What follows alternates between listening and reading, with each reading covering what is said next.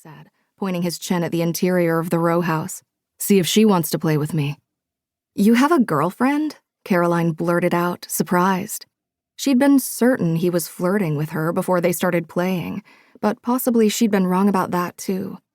Her stomach sank. She'd already started telling herself a story about how she met this cute guy at the beer pong table and he introduced her to all his friends. Nantucket Reds hesitated and rubbed the back of his neck, as though the existence of his girlfriend was potentially subject to dispute, a contingency that might not make it onto the audited financial statements. "Yeah, I mean, unless you wanted to get out of here," he suggested, lifting his eyebrows. "You seemed pretty dead set on the game, but we could head back to my place if you wanted to." Caroline glared at him. She'd toyed with the idea that she might go back to someone's house from the party, but in that fantasy, they'd wanted more from her than 5 to 10 minutes of potentially adulterous sexual contact. If Nantucket Reds had a contingent girlfriend, he probably wasn't going to make brunch plans with Caroline. She shook her head. Slinking back to the outdoor couch where she'd spent the first hour of the party, she took a long neck from a cooler by the wall. The couch smelled like piss and spilled beer, and most of the tattered surface was taken up by a sleepy Labrador retriever, but the dog obligingly shifted her paws to make some room as Caroline squeezed in at one end. "I won 3 games in a row," she told the dog after a few minutes of watching the next match. "Good job, me." She tried and failed to convince herself that this was a significant achievement and the evening had been a success. A Friday night in college would have been spent at a budget motel on the way to a tennis tournament, if it was tennis season, or watching TV with her grandmother if it wasn't, and she would have enjoyed either of those activities more than going to a party and not meeting anyone new. Thinking of her grandmother made Caroline cringe. "I know you haven't been happy," she'd written in the letter attached to her revised will, even though Caroline had never complained.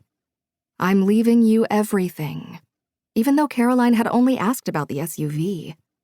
"Go live a big life," even though Caroline's stated ambitions had been limited to moving out of her parents' house. However unexpected that last vague command had been, Caroline had initially considered it a natural consequence of getting the hell out of Templeton. Everything else was supposed to follow naturally. In her headlong dash for freedom, Caroline felt as though she'd run straight into a screen door. Whatever she'd meant by a big life, Gam had probably not intended for Caroline to spend her time petting someone else's dog and watching strangers play beer pong. Caroline's plan had been very modest.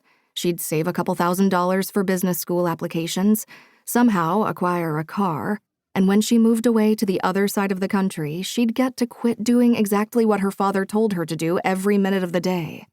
The kind of life she'd have was very hazy in her mind, but she'd populated it with friends, a boyfriend even, and she'd imagined all sorts of new experiences.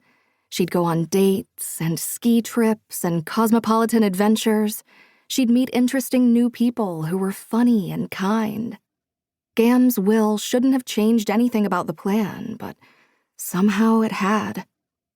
Caroline couldn't say which had been the bigger shock, the number of digits on her grandmother's brokerage account balance, or the furor that erupted when the rest of her family learned that it would all go to Caroline. $2 million. That ought to have let her do whatever she wanted. It ought to have convinced her family that there would be plenty left over for them once she was done with business school. But instead, Caroline had managed only a few stilted conversations about classes with the other people here. She'd scarcely left her apartment since arriving in Boston, and most of her family weren't speaking to her. Caroline shredded the last bit of the label on her beer bottle and sighed at the pile of scraps in her lap. Her older sister had once told her that beer was an acquired taste, but Caroline hadn't managed to acquire it yet. "The guy in the pink pants didn't really have a girlfriend, I bet," she said to the lab. "He was just insecure about his beer pong skills and weak grasp of color theory."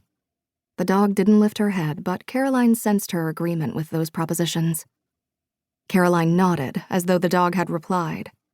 "I should probably go home and let him recover from his defeats." It was still early, and the party showed no signs of abating, but Caroline had exhausted the few opening gambits she knew for